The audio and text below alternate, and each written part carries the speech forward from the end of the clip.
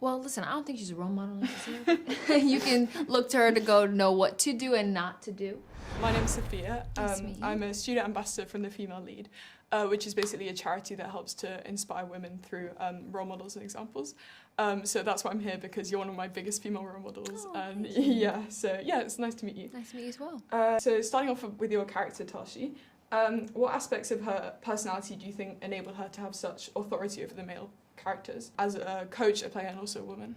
What's interesting to me about her, or what drew me to her as a character, was that she just had like this natural understanding of her own power and an apologetic nature in the way she uses it and wields it. I think even, even the beginning when she meets the boys, it's still fun, right? Like, she's not doing it to harm anyone. She's doing it because it's fun. And it makes her feel more powerful. It makes her feel more alive and brings their best tennis. And I think ultimately, like, her one true love is tennis. But I think as the story progresses and as we get to know her when she's older, I feel like that power is slipping away. And I think ultimately she's dealing with a lot of grief and pain from the loss of a life and a career and a passion that she had. And she would prefer to just bottle it up and push it away and never have to deal with that pain at all, and just move forward and pretend that she's still that same powerful person. Well, ultimately, I think she relies on getting that power through other people and vicariously living through them, because she can't do it on her own anymore. And I think ultimately we watch her kind of deteriorate a little bit emotionally, and those things start to like bust through the seams, and this tough exterior that we thought she had starts to break apart, and we start to see it fracture. And now her games of power are not a means of just, being fun games. Now it's like her life, and it's a means of survival now. She's trying to control everything so that she can keep her life together. So I think that like complexity and that, the nuance to her, and there's just so many things there that are fun for me as an actress to get to dig into. Yeah, absolutely. And just following on from that, at the Female Lead, we believe that you can't be what you can't see. So what important messages do you think women can take from the movie, and how can they look to Tashi as a role model? Well, listen, I don't think she's a role model necessarily. You can look to her to go know what to do and not to do. But I think for me, what's important is that there are female characters that are flawed.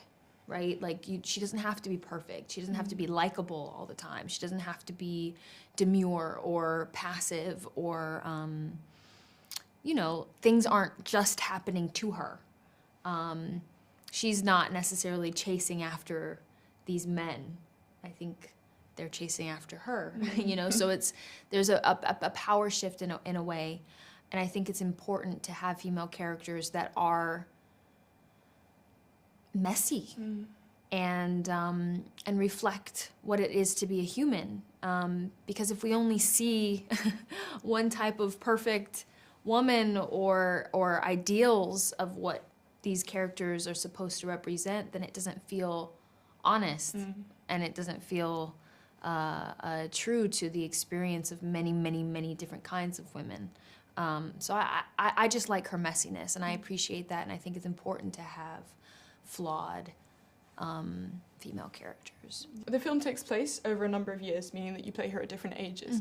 Was there anyone you drew inspiration from to play not only a professional athlete, but also a young woman growing up?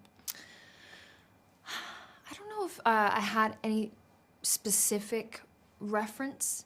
I think she was written so specifically, and I think Luca and I both were on the same page about her. Like, I remember reading the script, and it was really important to me that she wasn't just cruel and cold, and that was Luca's intention as well. Like, we wanted to find her gooey center, and we wanted her to sometimes go between being very tender and very sweet, and then very harsh and blunt, and play with those feelings and those dynamics, and and also always questioning whether it's coming from an authentic place from her or a place of just trying to get what she wants. But always making sure that it's not just flat. It's not just one side of her, you know? I don't know if that answers the question No, yeah, completely, yeah. at all. But yeah.